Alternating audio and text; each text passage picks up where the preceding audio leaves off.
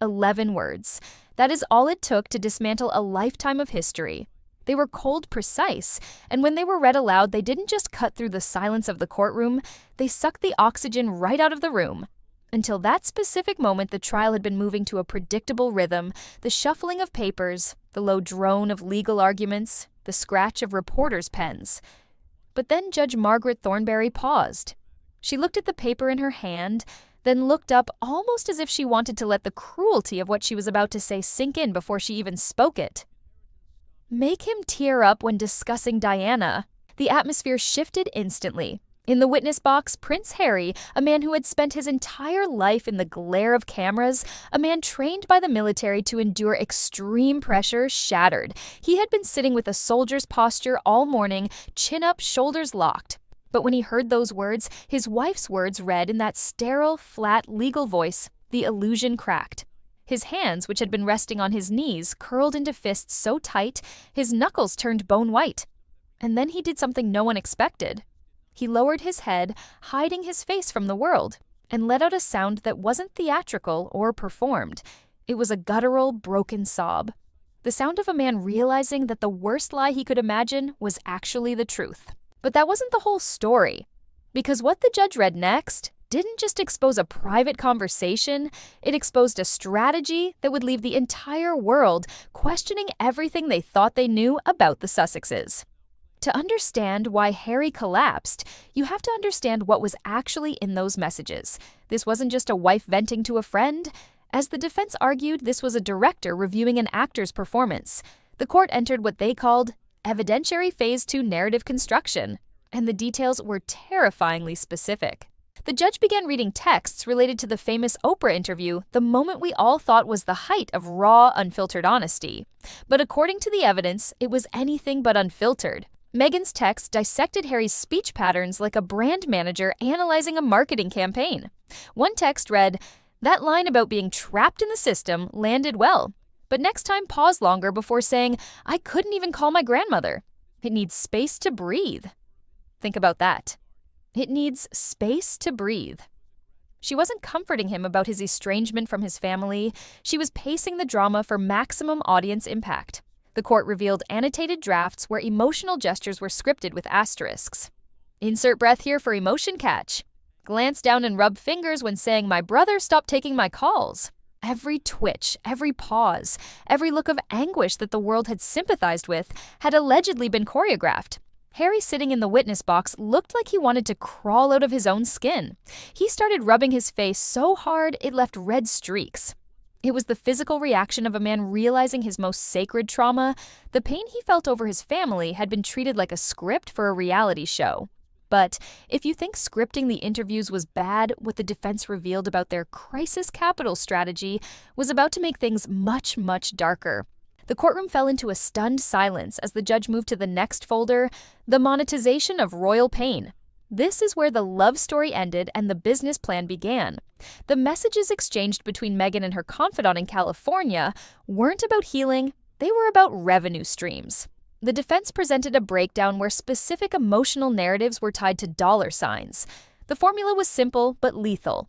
Diana legacy halo equals unresolved tension. William equals comparison vector. And perhaps most chillingly, us equals survivors reclaiming identity. The text detailed how they needed to stretch the royal trauma arc across at least 3 separate media projects to ensure long-term cash flow. Meghan used the phrase trauma fatigue pacing, literally discussing how to time their complaints so the public wouldn't get bored of their suffering too quickly. Then came the merchandise. The court heard about plans for a royal resilience theme, including ideas for a plush toy line called Archie Bears, and a motivational picture book tied to their daughter's name. In one message, the idea was floated to monetize Lilibet's birthday. "We do a photo release, tie it to a charitable cause." The text read, "Bonus if it steps on a Windsor press cycle. Bonus if it steps on a Windsor press cycle." That line hung in the air. It wasn't just about celebrating their child, it was about weaponizing that celebration to overshadow the family across the ocean. The defense highlighted a bolded line in one of the texts, "We don't run from scandals, we alchemize them." Harry was no longer looking at the judge. He was staring at the edge of the witness box, his breathing shallow. It was becoming clear that his life, his children, and his pain were all just assets in a portfolio he didn't even know he was managing. But the defense wasn't done. They were about to pivot to the targets of these strategies, his father and his brother's wife. If the financial texts were cold, the messages regarding the royal family were venomous. This wasn't just gossip, it was tactical warfare. The texts revealed that Meghan viewed Prince William not as a brother-in-law, but as the real threat because of his loyalty to the institution. She noted that his polished anger made him dangerous, but the real vitriol was reserved for Catherine. In the messages, Catherine was referred to as the Uncrackable Mask. Meghan expressed frustration to her friend that no matter what they did, no matter how much they provoked, Catherine wouldn't break character in public. If she cracks even once, it shifts the whole narrative, one text read, but she's colder than marble. The cruelty went deeper.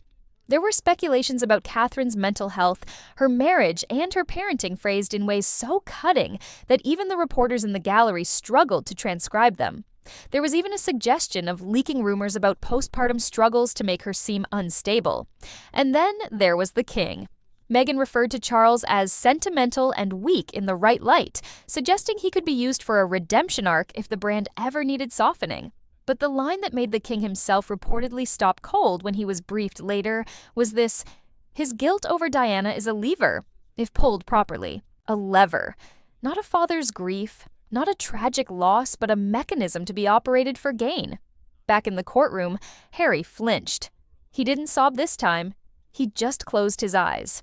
It was the reaction of a man who was hearing his family people he had attacked publicly for years, described not as villains, but as victims of a calculated siege he had helped facilitate.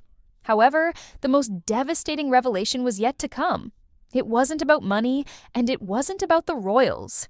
It was about how Meghan managed Harry himself. The judge paused before entering evidentiary phase 3.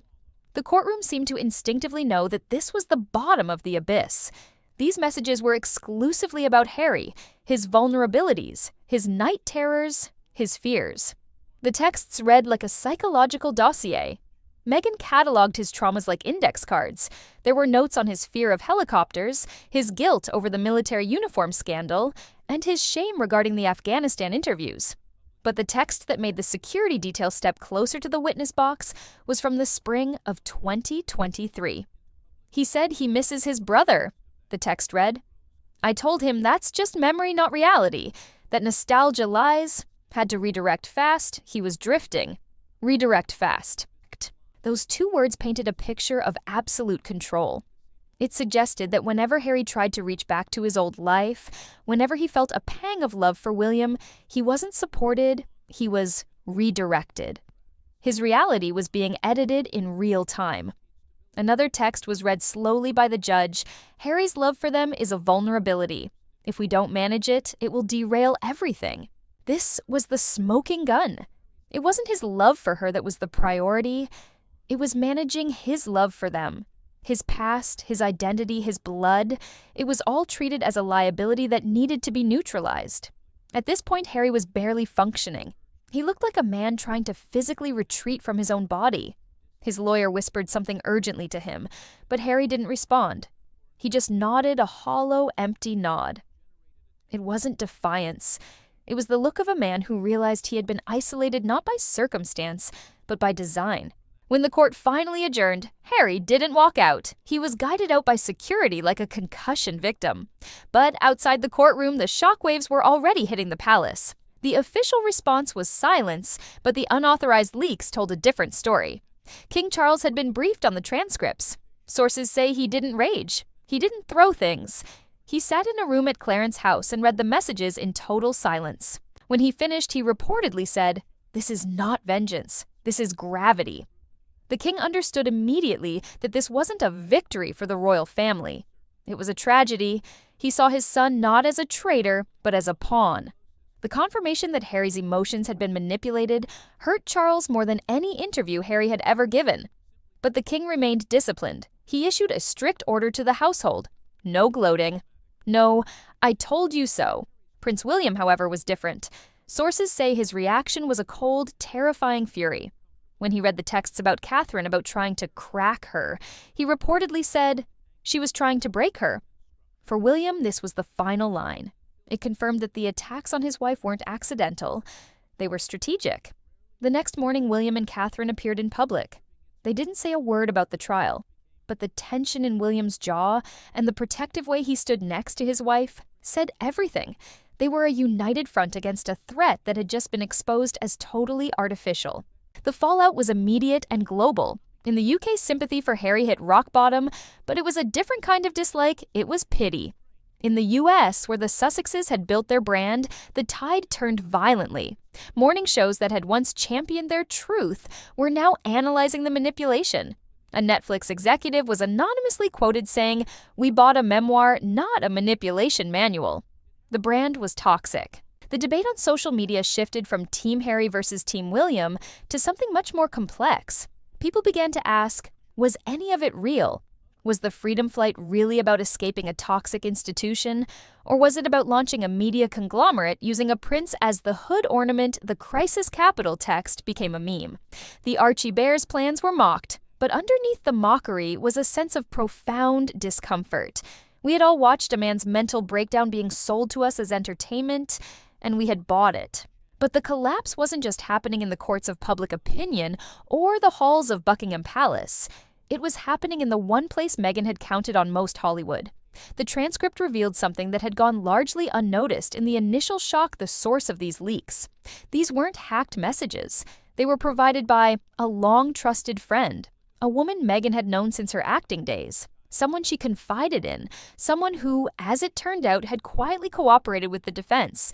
This was the betrayal within the betrayal. For years, the Sussexes had surrounded themselves with a tight circle of A-listers relying on the silence of the elite to protect their narrative. But the courtroom revelations shattered that code of silence. Suddenly, the phone calls from Montecito weren't being returned. The dinner invitations dried up. Why? Because Hollywood fears one thing more than scandal instability. The messages painted the couple not as power players, but as liabilities. When the text about alchemizing scandal was read, industry insiders reportedly recoiled. It's one thing to spin a story, it's another to manufacture a victimhood narrative so transparently that it exposes your own allies. Sources tell us that major streaming giants and publishing houses began quiet legal reviews of their contracts. If the couple was willing to script their private lives for leverage against his family, what were they doing in their business meetings? Were those recorded too? Were those moments of vulnerability in the boardroom also staged?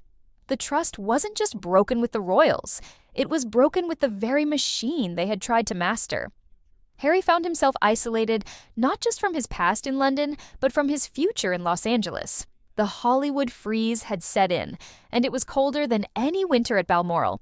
However, to simply label this as malice is to miss the tragic nuance of the story. The defense argued something critical that explains why this happened.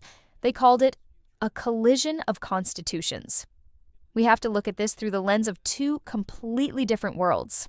In Hollywood, your image is your currency. If you don't control the narrative, you die. A well-timed tear, a rehearsed pause, a strategic leak in Meghan's world that isn't manipulation, that is professional survival. When she wrote, "Make him tear up," she likely didn't see it as forcing him to lie. She saw it as directing him to win the scene. To her, the courtroom, the interview chair, and the paparazzi walk were all just sets where the performance had to be perfect. But Harry comes from a world where silence is sacred. In the royal ethos, you endure. You don't monetize the abandonment arc. You bury it. The tragedy revealed in these texts is that Harry tried to cross into her world without understanding the rules. He thought he was finding his voice. What he was actually doing was handing over the script. He traded the rigid control of the palace for the ruthless optimization of a brand manager. He didn't escape the cage, he just changed the zookeeper. And that is the most heartbreaking realization of all. The messages suggest that Meghan genuinely believed she was helping him. She was producing him to be the star she thought he needed to be. But in doing so, she stripped away the one thing that made the public love him in the first place, his raw, unpolished, messy humanity. As the dust settled on the trial, one image remained burned into the public consciousness: Prince Harry's empty chair facing the bench after he had been led away. The legal battle had started as a crusade for privacy, but it ended as a public autopsy of a marriage. The messages didn't just reveal a strategist at work, they revealed a void where trust should have been. Was Meghan Markle simply a woman in survival mode, using the only tools she knew, PR and narrative, to survive a hostile institution? Or was she, as the text suggested, a cold tactician who saw her husband's grief as a goldmine of reactive content? The world may never know the full truth of what happened behind the closed doors of their Montecito mansion. But inside that courtroom, when the words, "make him tear up," echoed off the walls, one thing became undeniably clear. Prince Harry, the man who sacrificed everything for freedom, may have never been free at all. And as the world watches to see what happens next, the question isn't whether the brand can survive. The question is whether the man can.